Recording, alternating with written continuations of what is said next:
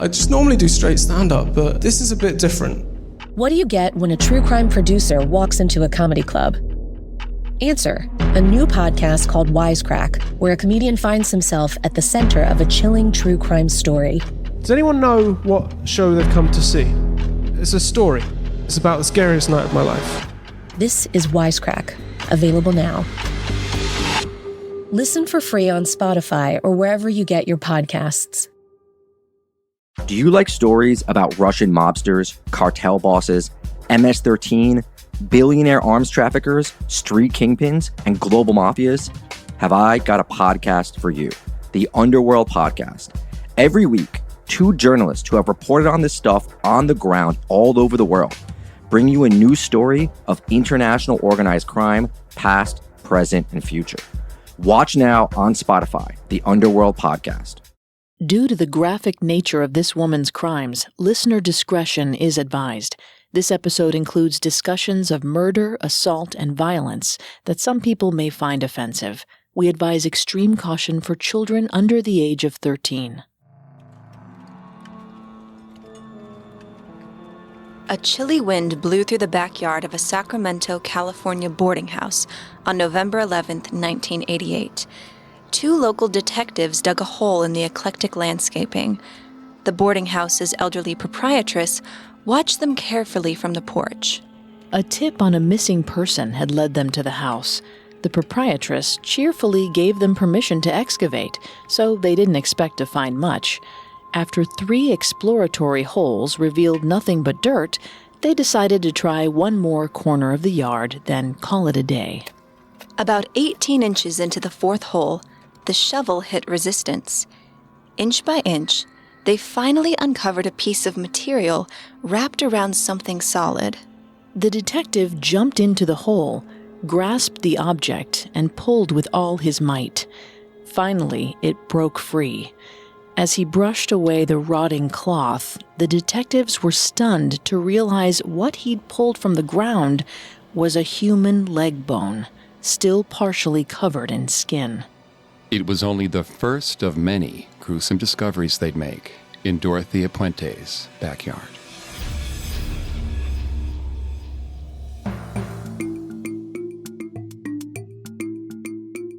Picture a murderer, a gangster, a thief. A serial killer. Did you picture a woman? We didn't think so. Society associates men with dangerous crimes. But what happens when the perpetrator is female? Every week, we examine the psychology, motivations, and atrocities of female criminals. Hi, I'm Sammy Nye. And I'm Vanessa Richardson. Today, we're joined by Greg Polson, co-host of my other podcast, Serial Killers. Hello again, female criminals listeners. I've brought together my co-hosts, Greg and Sammy, to explore the crimes of Dorothea Puente, who murdered 9 tenants in the San Francisco boarding house she ran in the 1980s. This is part 2 of our crossover special. Today, we're continuing our deep dive into Sacramento, California's most notorious female serial killer, Dorothea Puente. This is a special ad-free episode, so on Wednesday, we'll be back with another all-new episode of Female Criminals. You can find Female Criminals, Serial Killers, and all of Parcast's other shows on your favorite podcast directory. You can also find us on Facebook and Instagram at Parcast, and on Twitter at Parcast Network.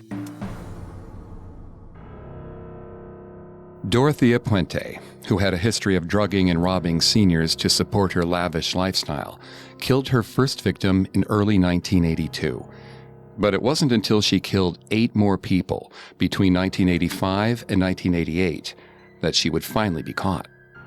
Dorothea was convicted in 1993 of only 3 of the 9 murders she was initially charged with committing. She died in prison in 2011 while serving a life sentence without possibility of parole. In our last episode, we covered Dorothea Puente's early years as the daughter of migrant farm workers in Northern California. After both her parents died, she drifted through foster care until she turned to sex work and passing fraudulent checks to support herself. After 2 tumultuous marriages, some minor stints in jail, and an involuntary commitment to a mental health facility, she began working as a healthcare aide in Sacramento. Dorothea started a boarding house that served Sacramento's low-income population. But while she was housing her mostly elderly and infirm clientele, she was also stealing money from their government checks. Not long after one of her tenants, Ruth Monroe, died under suspicious circumstances, Dorothea was convicted of multiple counts of theft, forgery, and drugging seniors. She was sentenced to 5 years in prison in 1982 at the age of 53. But that isn't the end of her story. In this episode, we'll cover Dorothea's murder spree, her history-making trial, and the bizarre correspondence that put her back into the public eye in 2005. During Dorothea's time at the California Institution for Women in Frontera, she continued to do what she did best. She charmed people with mostly fabricated stories about her life. The stories she invented about herself ranged from a career as a doctor or lawyer to a secret affair with the Shah of Iran. Dorothea's stories were entertaining and passed the time, so the other inmates rarely, if ever, challenged them. Sometime in 1984, 55-year-old Dorothea also began corresponding with a lonely widower from Oregon named Everson Gilmuth. Everson was corresponding with several female inmates around the same time he communicated with Dorothea. A lonely widower, Everson was hoping to connect romantically with one of his prison pen pals. He and Dorothea quickly developed a romantic relationship after the almost 80-year-old retiree expressed his desire to remarry. The fact that Everson received a regular pension check sealed the deal for Dorothea. Dorothea and Everson corresponded for a full year until Dorothea was granted an early release in 1985, after serving just 3.5 years of her 5-year prison sentence. As a new parolee, Dorothea was required to undergo a psychological evaluation by a Department of Corrections psychologist. But before we delve into Dorothea's psychology, I just want to give a brief disclaimer. Vanessa is not a licensed psychologist or psychiatrist, but she's done a lot of research for the show. Thanks, Greg. Dorothea met with the prison's psychologist just once before her release. Among other things, his report noted, quote, Dorothea appears to disassociate herself from any of the crimes for which she has been arrested. It appears at this time that although she does not evidence any symptoms of psychosis, that is, hearing voices or having delusions of grandeur, that she is, in fact, schizophrenic, end quote. Schizophrenia often includes what are considered psychotic or positive symptoms like hallucinations and delusions. But conversely, according to a study published by Harvard Medical School, about 25% of patients with schizophrenia have deficit syndrome, defined by severe and persistent negative symptoms. Negative symptoms include poor judgment, fear of social stigma, and flat affectations, all of which Dorothea displayed throughout her life. Although Dorothea didn't experience psychosis, the negative symptoms she exhibited made her psychologist believe she was schizophrenic.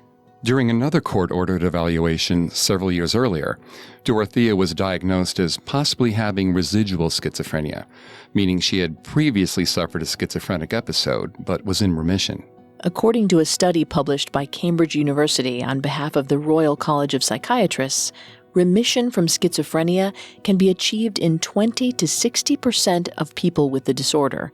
They concluded that individuals who achieve remission from schizophrenia have better subjective well-being and better functional outcomes than those who do not.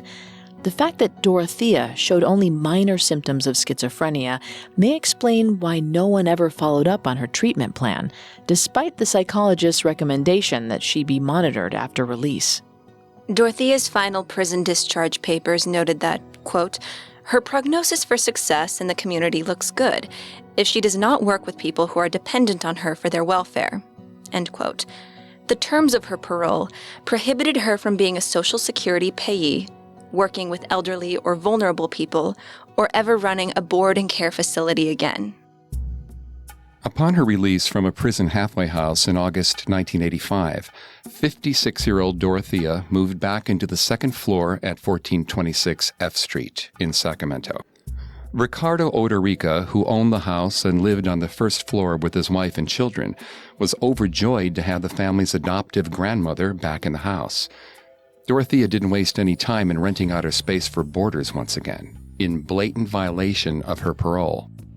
Within a few days of Dorothea's release, her pen pal turned fiancé, Everson Gilmeth, arrived from Oregon in his red pickup truck with everything he owned in an Airstream trailer behind it. Everson had a history of heart problems, and when he didn't check in with his sister Reba within a few weeks, she was worried enough to call the Sacramento police.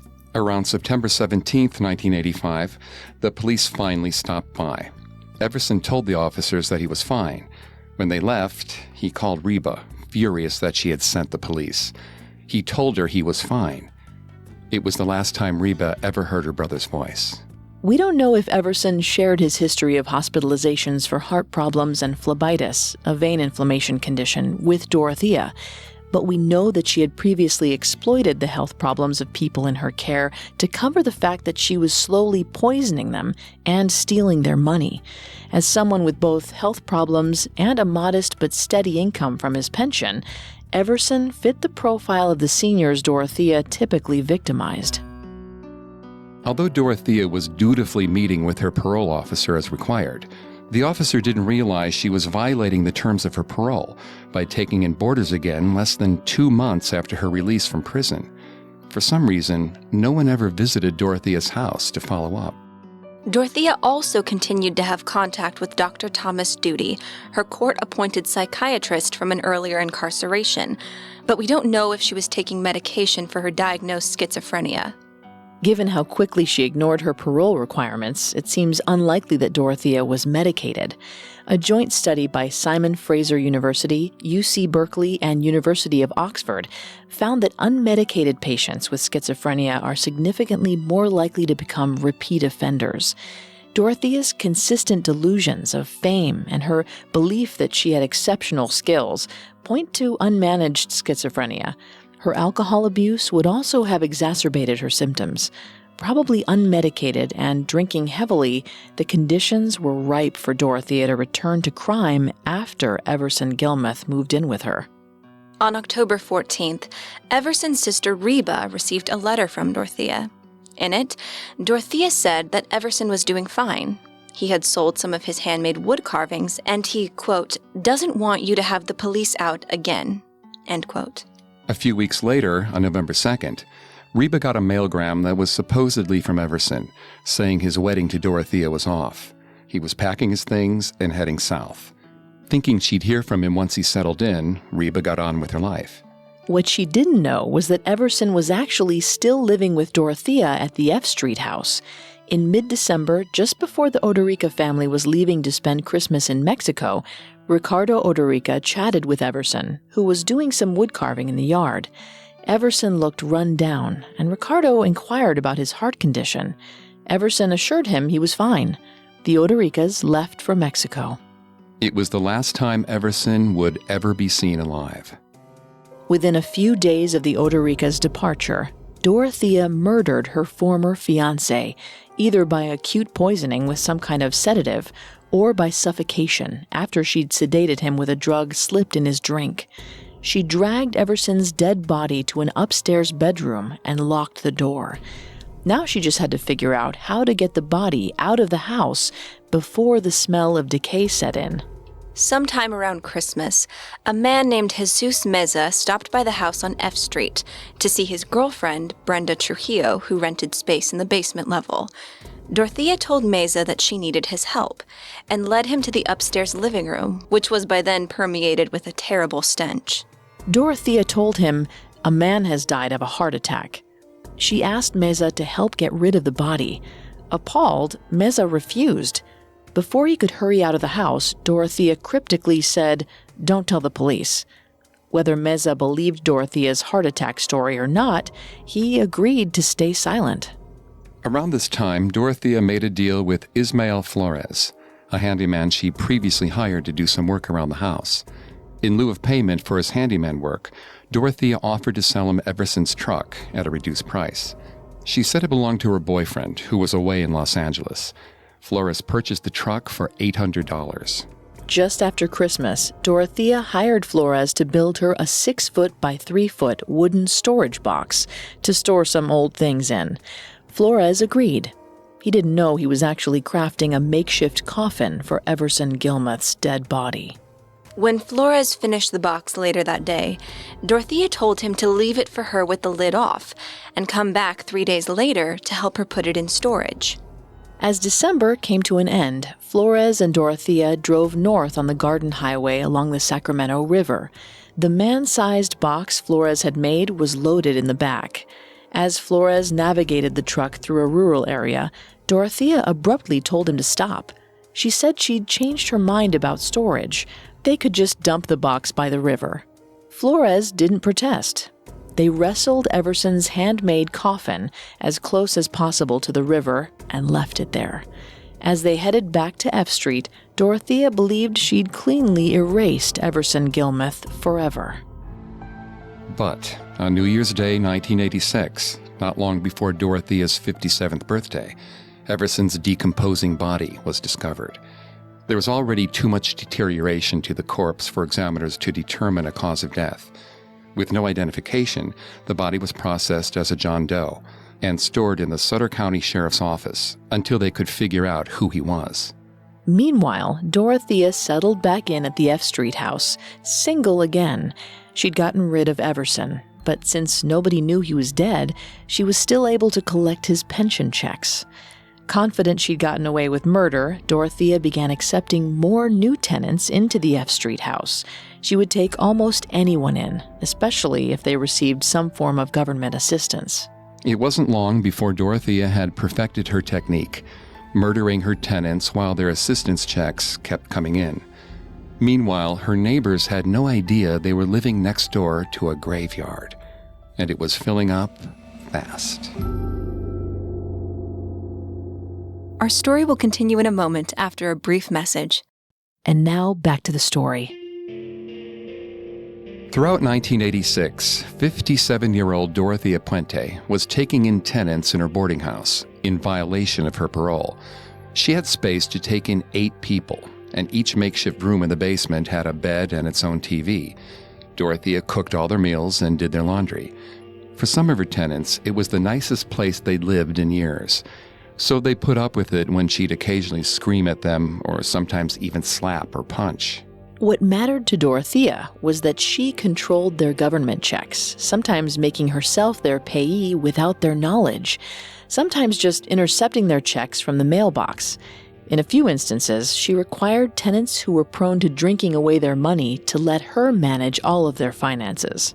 For someone who struggled with alcohol use disorder herself, Dorothea ironically had no patience for drunks. A study in the journal Alcohol Research and Health found that when a patient with schizophrenia has co-occurring disorders, the most common second diagnosis is alcohol use disorder. We don't know if Dorothea was taking psychiatric medication at this point, but people with schizophrenia often self-medicate with alcohol. According to the Alcohol Research and Health study, this can actually exacerbate rather than relieve symptoms. Dorothea certainly fit the study's conclusion that schizophrenia patients with alcohol use disorder are more likely to have social, legal, and medical problems compared with other people who only have schizophrenia. Self-medication with alcohol may also explain why Dorothea became more abusive toward her tenants over the next few years. Around spring 1986, 78-year-old Leona Carpenter moved into F Street. Leona had a history of poor health that included hypertension, alcoholism, syphilis, and anemia. Her poor health may be why she granted Dorothea power of attorney over her money without hesitation. Leona was grateful for Dorothea's care and never questioned how Dorothea was managing her money, so she managed to live peacefully in the house for quite some time. The next year, in early 1987, Carol Durning moved into a basement room at the F Street boarding house.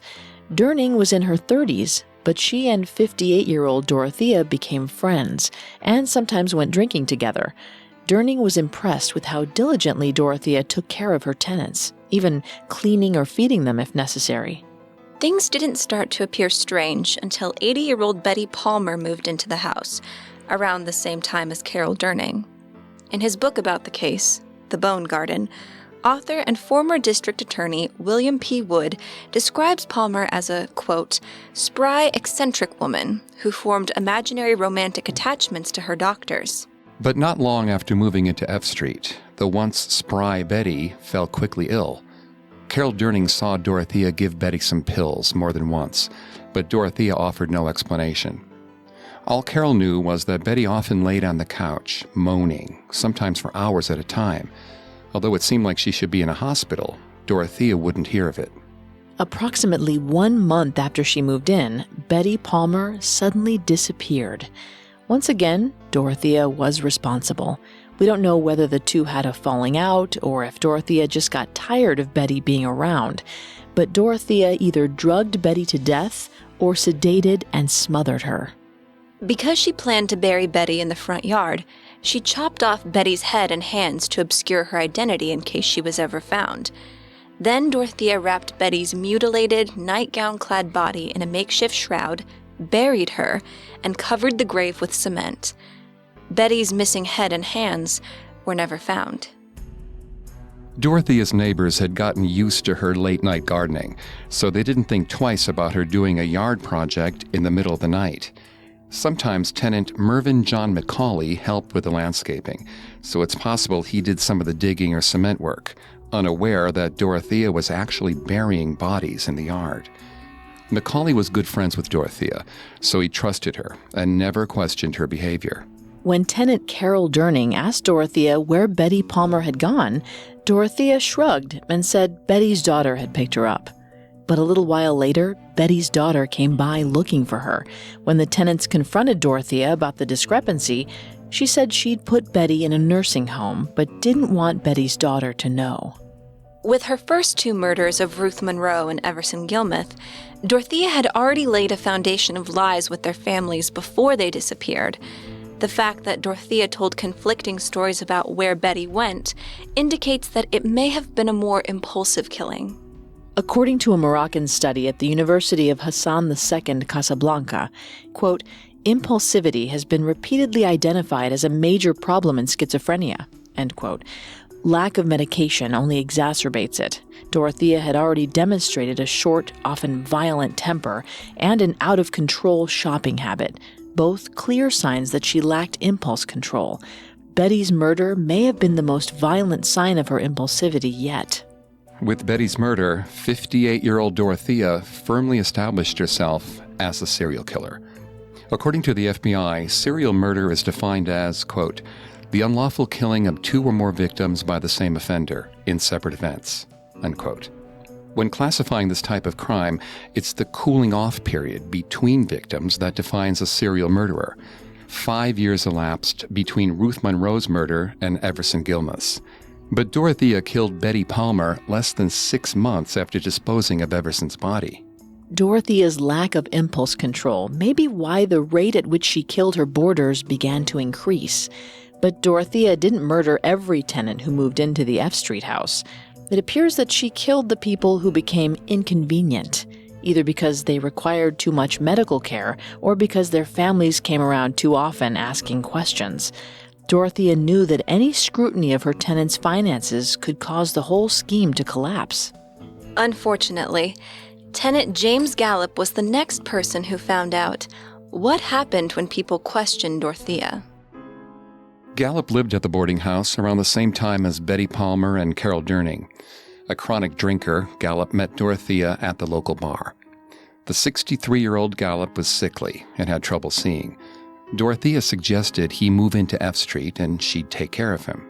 According to Carol Durning, when Gallup moved in, Dorothea told him that because he didn't handle his money well, Gallup could only stay at the boarding house if he let her handle his finances. But Gallup refused to sign over his SSI benefits, and Dorothea flew into a rage. Not long after he moved in, Gallup had brain surgery. While he recovered, he laid on the couch, mostly drinking and sleeping.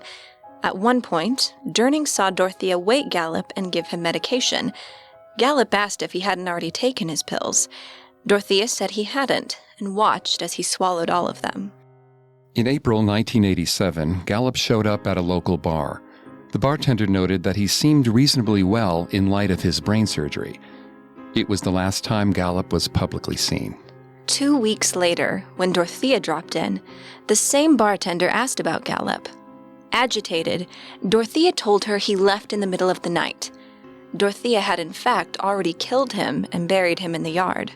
The next month, in May 1987, a pharmacy 2 blocks away from the F Street house filled a prescription for Dalmane, a sleep aid, in James Gallup's name. Dorothea may have picked it up herself. About 2 months later, Dorothea suddenly phoned one of James Gallup's doctors and informed him that Gallup would no longer need his services because he was moving to Los Angeles. When the doctor hung up from the strange phone call, he reviewed Gallup's records and discovered something even more odd. According to Gallup's medical file, the doctor who prescribed the Dalmane back in May had not prescribed any refills. Dorothea had apparently forged the prescription so she could continue to refill Gallup's medicine even after he was dead. Dorothea herself had also been prescribed Dalmane by Dr. Duty, her court-appointed psychiatrist. In addition to Dr. Duty, Dorothea sometimes used 2 other doctors to get prescriptions for Dalmane in her name. Between her own prescriptions and Gallup's, she was able to amass very large quantities of the drug in a short amount of time. Dalmane is a benzodiazepine derivative that's often prescribed as a sleep aid. However, it can be physically addictive, and because it stays in the bloodstream for days after ingestion, there's a high danger of overdose, especially among the elderly. Combining Dalmane with alcohol, which as a chronic drinker James Gallup was likely doing, makes it even more dangerous. The symptoms of a Dalmane overdose, slurred speech, impaired balance, and respiratory depression, mimic intoxication from alcohol. If Gallup was drinking and taking pills at the same time, it would be easy for tenants to dismiss the overdose symptoms as drunkenness.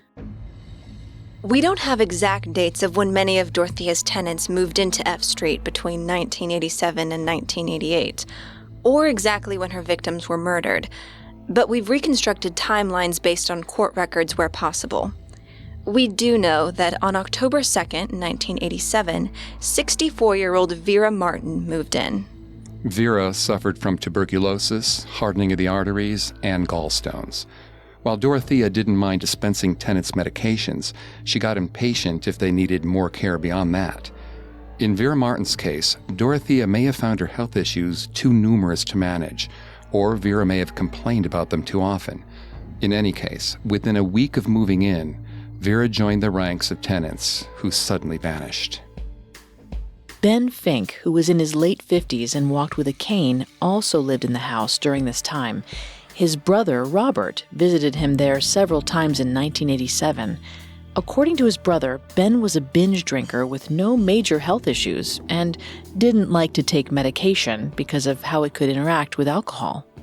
In January 1988, Ben Fink got extremely drunk and belligerent at the house, which irritated Dorothea. She dragged him away and announced she was going to take Ben upstairs and make him well. The next day, Dorothea told her tenants Ben had left in the middle of the night. But a few days later, a terrible stench began to emanate from the room where she had taken Ben. One tenant described it as the smell of death. Dorothea eventually buried Ben in the backyard alongside the others. In February 1988, Bert Montoya moved into a basement room at F Street. Unlike most of the other residents, Bert had no crime record, no major health issues aside from tuberculosis that was being treated, and did not suffer from drug or alcohol abuse. He did, however, have an intellectual disability and also suffered from hallucinations when he went off his psychiatric medication, which he did frequently. But Bert's gentle good nature and willingness to pitch in with maintenance work endeared him to the staff at the detox center where he had been sleeping prior to moving into F Street. Bert captivated a social worker at the center named Judy Moyes. Judy had been disturbed that Bert, who wasn't an alcoholic, was spending his nights on a vinyl mat, surrounded by drunk men with nowhere else to go. She was determined to find him a better place to live. Judy got Bert signed up for benefits and referred him to Dorothea Puente's spotless boarding house. Dorothea assured Judy that she'd take care of Bert and make sure he was taking his meds every day. Judy noticed that Bert seemed to like Dorothea, who spoke his native Spanish with him. So she left Bert at F Street. promising to check in on him regularly. Bert settled into the house routine quickly. At 32, he was physically strong and gladly helped Dorothea with projects around the house. Dorothea got him to take his meds and was even able to clear up his persistent scalp condition. Unbeknownst to Bert's social worker, Judy, Dorothea listed herself as Bert's cousin on his Social Security records in March 1988, shortly after he moved in. After that, his $500 a month check went directly to Dorothea. Once she was controlling his money, Dorothea seemed to develop a fondness for Bert, and they got along well. Meanwhile, Dorothea decided 80-year-old tenant Leona Carpenter's time at the house was up. Leona was already very ill when she moved into the house back in 1986. We don't know whether she took a turn for the worse and Dorothea didn't want to care for her, or whether she started requiring more doctor's visits than Dorothea wanted to manage. But in the spring of 1988, Leona Carpenter, like many tenants before her, was buried in Dorothea's backyard. A few months later, in late summer 1988, another tenant, Dorothy Miller, suddenly disappeared. Dorothea explained to the other tenants that Miller had been arrested, and Dorothea wasn't going to put up with it anymore, so she threw her out. But Dorothea wouldn't lose any rent money. She had listed her friend and landlord, Ricardo Odorica, as Miller's Social Security payee the year before. Dorothea often paid her rent with tenants' Social Security checks, which, after she forged their signatures, Odorica could cash at his bank. We don't know if Odorica was a knowing accomplice to Dorothea's scheme, or if he simply never questioned how she was still receiving signed checks from former tenants who were long gone. In just over a year, 6 of Dorothea Puente's tenants had suddenly disappeared. And no matter how many or how few tenants Dorothea was collecting rent from at one time, her spending habits never changed. Nobody ever questioned how she was able to order thousands of dollars in merchandise, from clothes and shoes to a TV and sewing machine, when her monthly Social Security check was only $600. But if they had looked into it, they would have discovered that Fingerhut, the mail order catalog Dorothea frequently ordered from, accepted any kind of government check as payment, even if the checks weren't in Dorothea's name. The tenants who never complained about or didn't notice their missing income got along fine with Dorothea. She often placated them by buying them gifts of shoes, clothes, or alcohol, so they wouldn't need cash to buy things for themselves. For Bert Montoya, she set up an allowance at the local bar, where he would have an occasional beer or burrito. But Dorothea had begun to lose patience with Bert. Every 2 weeks, someone from the health department stopped by to check on his tuberculosis. Eventually, Dorothea called his health department caseworker and screamed at her to stop visiting Bert. After threatening to send Bert back to sleeping in the detox center, Dorothea hung up. By then, Dorothea may have already decided that he had to go. In early August 1988, Bert showed up at the bar where Dorothea had set up an account for him. Around 11:30 a.m., Bert had his usual beer and a burrito, then suddenly passed out. The people who carried him back to F Street said it was as if Bert had suddenly been drugged. On August 16th, Bert reappeared at the detox center, where he had stayed before moving into Dorothea's boarding house. Distraught, he told the concerned staff that he didn't want to stay at F Street anymore, but he couldn't articulate much beyond how unhappy he was. Because it had been so difficult to find a place for Bert outside the detox center, the staff finally convinced him to return to the boarding house. Around 10:30 in the morning on September 2nd, he called the main branch of the Sacramento post office. Stuttering and nervous, Bert told the woman who answered the phone his name, while Dorothea screamed in the background, "I'll put his ass on the damn street." As the postal worker tried to hear him over the screaming, Bert managed to sputter, quote, "She's got my Social Security check. I can't give you my phone number. I live at 1426 F Street," end quote. The postal worker tried to give him information, but Dorothea wouldn't give him a pen to write anything down. Defeated, Bert hung up. Bert called back twice more that afternoon, insisting that the postal worker do something about his Social Security check. She assured him she would do what she could. It was the last time anyone ever heard from Bert Montoya. In mid-September, Bert's social worker, Judy Moyes, stopped by to check on him. Dorothea flatly informed her that Bert had gone to Mexico to visit his family.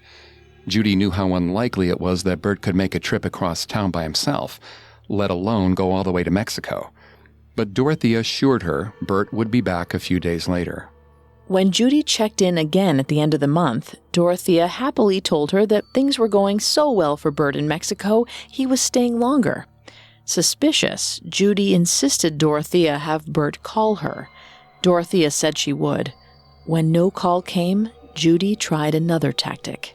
On November 1st, 1988, Judy Moyes and her colleague, Beth Valentine, confronted Dorothea at her F Street home.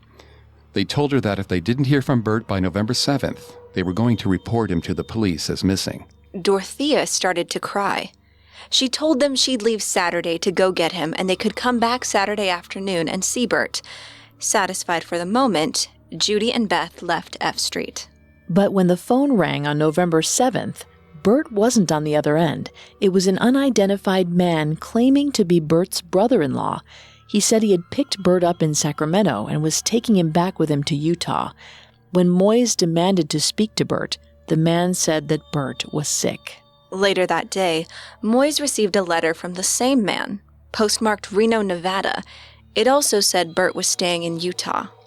There was no doubt in Judy's mind that Dorothea had conscripted someone to mail the postcard and to impersonate Bert's non-existent brother-in-law.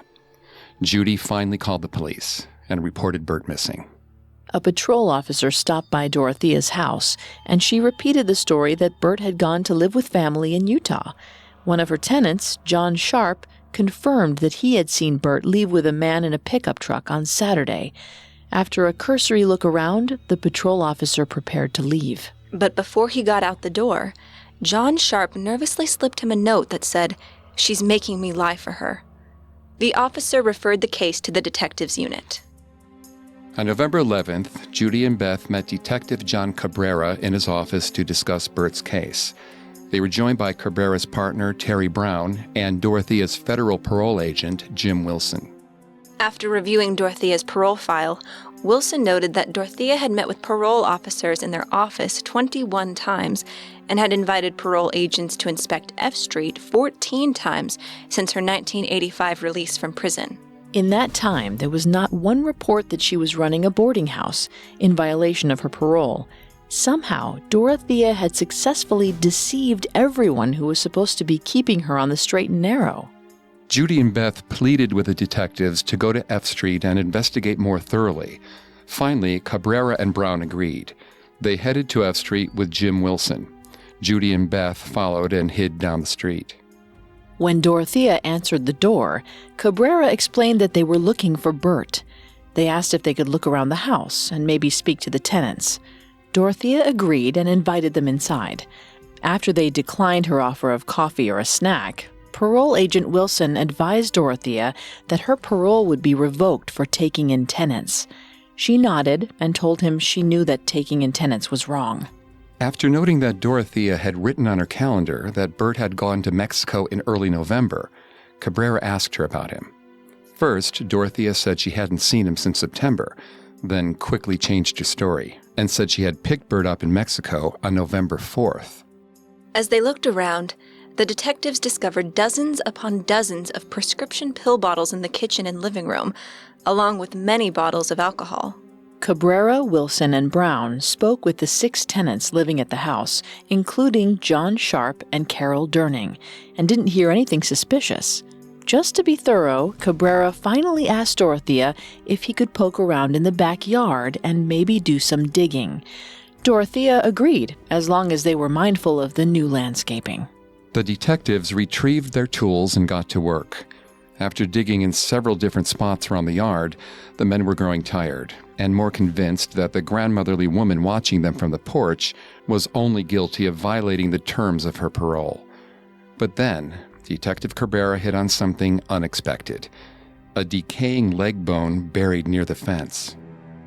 As the 3 men realized what they'd uncovered, they turned to Dorothea. She stood on the porch, wide-eyed, her hands covering her mouth, apparently in shock. The men quickly realized that the remains they found were too badly decomposed to be Bert Montoya's. After the rest of the body was unearthed, they determined that the corpse they'd found was that of a small, elderly woman with gray hair. Dorothea's yard was now a crime scene. They began planning for a more substantial dig the next day. In the meantime, Cabrera took Dorothea to the station to question her. During the 45-minute videotaped interview, Dorothea was alternately hostile, nervous, and charming. She played up the fragile old lady persona she started cultivating in her early 50s, telling Cabrera, quote, "I've got nothing to hide. I'm an old lady trying to get off of parole and get my life back on track," end quote. Cabrera repeatedly insisted Dorothea was lying about what happened to Bert, and finally asked that she take a lie detector test. Dorothea demurred, saying she was too nervous, but she told him she would absolutely take one on Monday. Since the body in Dorothea's backyard hadn't yet been identified and a cause of death hadn't been determined, there wasn't enough evidence yet to arrest Dorothea for the murder. So a frustrated Cabrera called it a day, and Dorothea returned home. A crowd of news units and observers began to gather outside 1426 F Street early the next morning as police officers excavated Dorothea's backyard. Around 9 a.m., Dorothea approached Detective Cabrera outside the house. She was impeccably groomed, her makeup done and hair styled. She also had $3,000 in cash hidden inside her purse. Dorothea told Cabrera that the crowd and noise were bothering her nerves. She asked if she could go to the nearby Clarion Hotel to get a cup of coffee. Cabrera granted her request.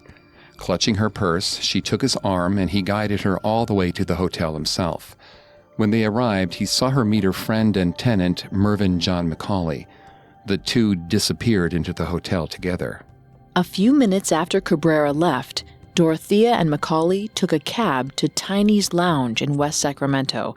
After drinking 4 vodkas with grapefruit juice and ranting about how badly she was being wronged, Dorothea put McCauley in a cab back home. She got into a second cab and headed for Stockton, about 4 hours away from Sacramento. Meanwhile, 20 minutes after Detective Cabrera arrived back at F Street, he heard a shout in the backyard. A second body had been uncovered. There was now enough reason to arrest Dorothea, and he had just let her leave the scene. He sprinted to the hotel to retrieve her. When he got there, he realized Dorothea was gone.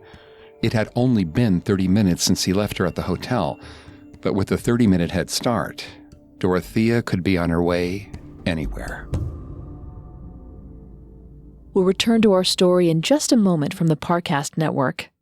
Now, our story continues.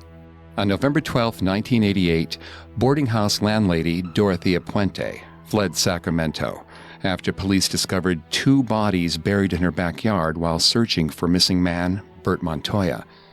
Neither of the bodies was Bert's, so detectives continued to dig. While they were searching her backyard, Dorothea fled Sacramento with $3,000 in cash. Detective John Cabrera, who had initially allowed her to leave the scene, was determined to find her and bring her to justice. Within 24 hours, Dorothea's photo was on the front page of newspapers nationwide. Every story criticized the Sacramento Police Department for allowing her to escape so easily. Meanwhile, police did thorough searches in Stockton, Garden Grove, and Glendale, California. The governor of California personally asked Mexican authorities to assist in the search, believing she may have fled south of the border. By November 14th, a total of 7 bodies had been unearthed in the yard at F Street. 6 were uncovered in the backyard, and 1, Betty Palmer, was found in the front. Some of the bodies had been buried for at least a year, others for several months. Newscasters reported that Dorothea's was a rare case because she was a female serial killer. They believed she was even more rare because she killed for profit, not out of passion, contradicting the widespread belief that women mainly killed for emotional reasons. Reporters spent hours trying to find out what had set Dorothea off. The coverage was accurate in that only 6.4% of serial killers in the 1980s were women, according to Radford University's serial killer database. But the reporters also made some inaccurate assumptions. According to a Washington Post article, female serial killers rarely kill out of passion. Instead, they kill for some kind of gain, financial or material. Evolutionary psychologist Marissa Harrison explained, quote, "Female serial killers gather and male serial killers hunt. It reflects kind of ancestral tendencies," end quote. The Penn State study used as the basis for the article found that most female serial killers work in caretaking professions, like Dorothea's healthcare and boarding house work. The study also found that 2/3 of female serial killers were described as having some level of attractiveness, which they used to their advantage to avoid suspicion. Dorothea may have been trying to maintain this advantage when she had both bariatric surgery and a facelift before the age of 60. Dorothea's cosmetic procedures may also indicate that she suffered from body dysmorphic disorder. BDD is characterized by a preoccupation with perceived physical defects that others can't see. People with the disorder often perceive themselves as fat or ugly, even in the face of evidence to the contrary. The Anxiety and Depression Association of America states that BDD can occur based on, quote, genetic predisposition, neurobiological factors like malfunctioning serotonin, and traumatic life experiences, end quote. Dorothea's abusive childhood, coupled with decreased serotonin levels resulting from her schizophrenia, made her a prime candidate to develop the disorder. Whatever Dorothea personally believed about her appearance, she had no problem using her looks to manipulate men into helping her when she needed it. But this skill would shortly lead to her downfall. While police were frantically searching for Dorothea, she was comfortably hiding out in a Los Angeles hotel room. But, bored and running out of money, Dorothea ventured out to a local bar after 3 days, looking for a victim so she could get more cash. On November 16, 1988, 4 days after the 59-year-old had fled Sacramento, Dorothea struck up a conversation with Charles Wilgus, who was drinking next to her at the Monte Carlo bar. She seemed familiar to Wilgus, but he couldn't quite place her. She introduced herself as Donna, did some flirting, and then steered the conversation to Wilgus's finances. She discovered he received Social Security. Her mark now in sight, she suggested that they move in together for the company and cost savings. Uncomfortable, Wilgus dodged this sudden suggestion, but agreed to meet her again the next day. Later that night, Wilgus was watching the news when his new friend's face appeared on his TV screen, identified as a serial killer on the run named Dorothea Puente. Wilgus picked up the phone and called the news station, who in turn called the police. When LAPD officers knocked on Dorothea's hotel room door at 11 p.m. that night, Dorothea agreed to go with them without an argument. She knew her time was up. They cuffed her and took her to the Rampart Division Station, then called Sacramento PD to come get her before they'd be required to arraign her in L.A. Detective Cabrera couldn't arrange a flight in time to avoid jurisdiction problems, but Sacramento news station KCRA offered a chartered flight in exchange for access to Dorothea on the plane, including pictures. Cabrera had no choice but to agree. And so, in the middle of the night, Dorothea was headed back to Sacramento on a Learjet surrounded by reporters. One of the things she emphatically told the reporters was, quote, "I used to be a good person."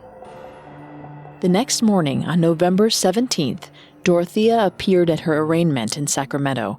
Her defense was assigned to public defenders Peter Vlotton and Kevin Climo. Prosecutor Tim Frawley would try the case for the state.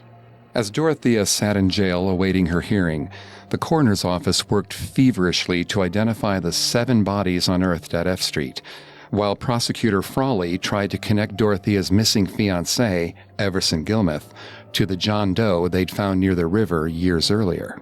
Meanwhile, Dorothea's lawyers tried to temper the growing media circus, condemning Sacramento PD for her high-profile return and for allowing journalists unfettered access to her on the flight. With Dorothea's hearing set for April 1990, Dorothea's lawyers demanded copies of the autopsy reports of the 7 victims. Prosecutor Frawley realized then that the defense was going to claim Dorothea's victims had died of natural causes, and she had buried them in the yard not because she'd killed them, but because she knew she'd be in trouble for violating her parole by having boarders. Frawley pored over toxicology reports, building his evidence that Dorothea had poisoned her boarders. Toxicologists were able to determine that they all had one common drug in their systems, Dalmane, the same drug they had found stockpiled in Dorothea's house. He also discovered that between 1985 and 1988, Dorothea had filled prescriptions for over 1,000 Dalmane pills. Although his case was largely circumstantial, Frawley believed that, based on Dorothea's prior convictions for drugging the elderly, he might be able to convince a jury to convict her. The Sutter County Sheriff was finally able to determine that the John Doe found by the river was in fact Everson Gilmuth.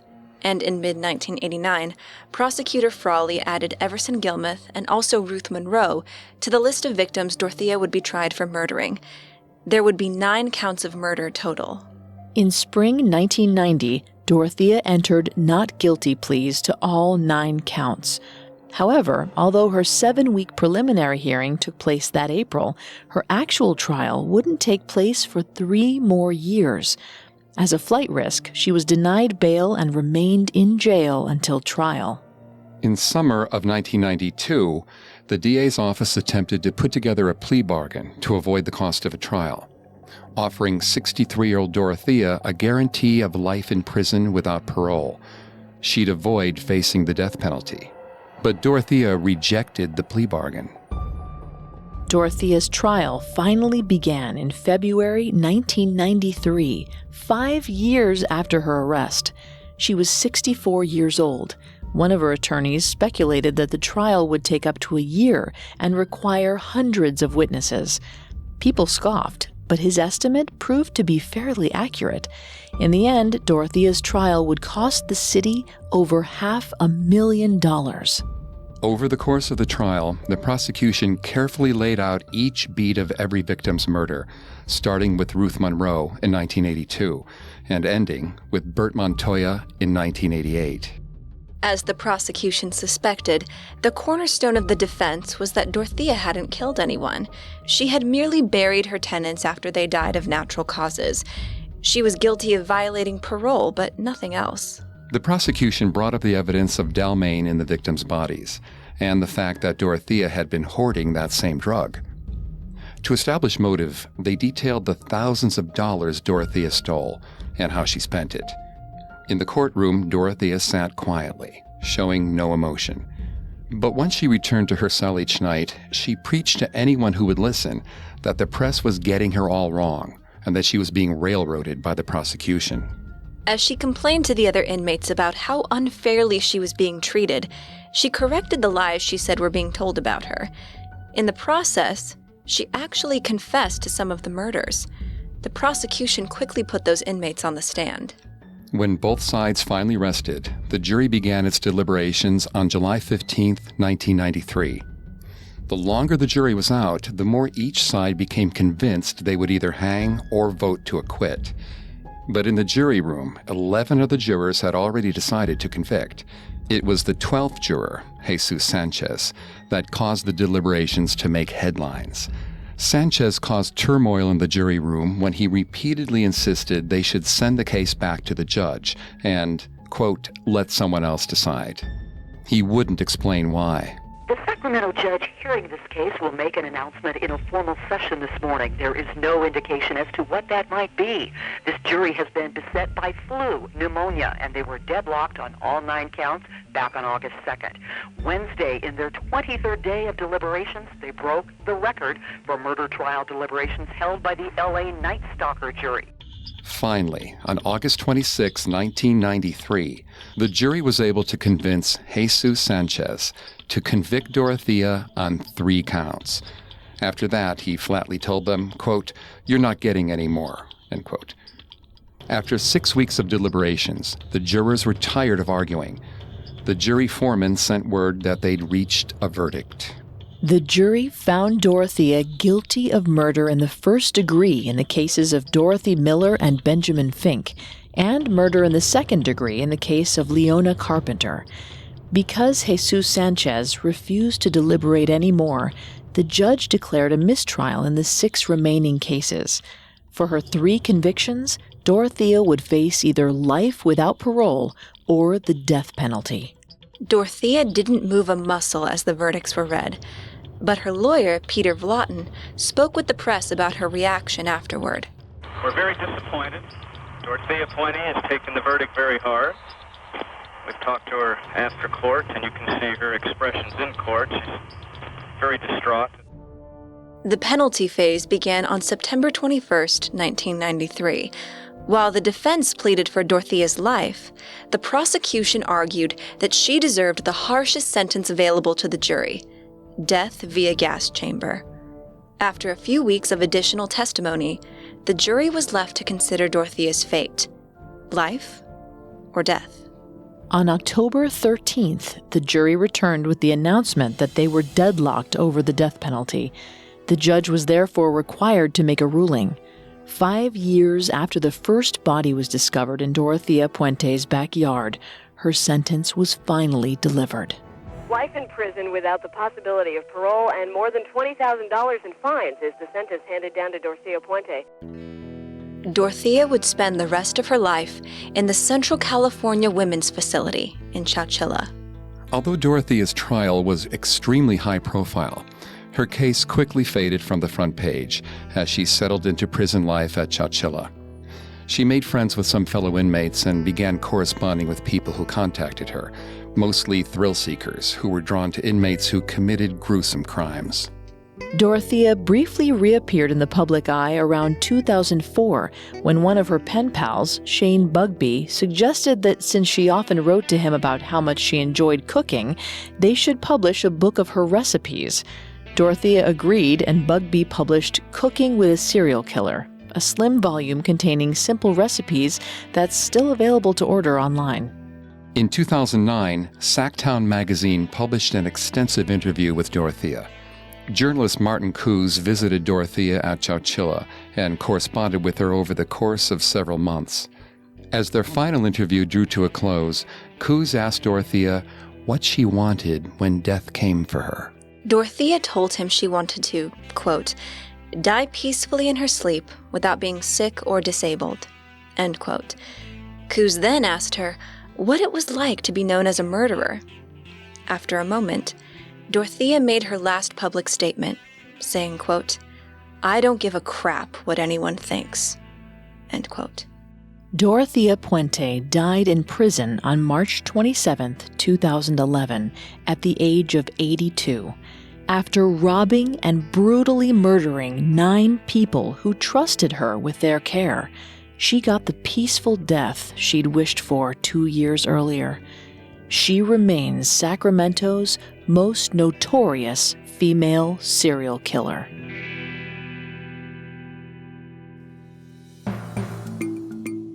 Thanks again for tuning in to the special crossover for female criminals and serial killers. You can find Serial Killers, Female Criminals, and all of Parcast's podcasts on Apple Podcasts, Stitcher, Google Play, CastBox, TuneIn, or your favorite podcast directory. Many of you have asked how to help the podcasts, and if you enjoy them, the best way to help is to leave a 5-star review. We'll see you next time. Have a killer week. Female Criminals and Serial Killers were created by Max Cutler, are a production of Cutler Media, and are part of the Parcast network. They're produced by Max and Ron Cutler, sound design by Ron Shapiro, with production assistance by Paul Mahler. Additional production assistance by Maggie Admire and Carly Madden. This episode was written by Nicole Simmons and stars Vanessa Richardson, Sammy Nye, and Greg Polson. I just normally do straight stand-up, but this is a bit different. What do you get when a true crime producer walks into a comedy club?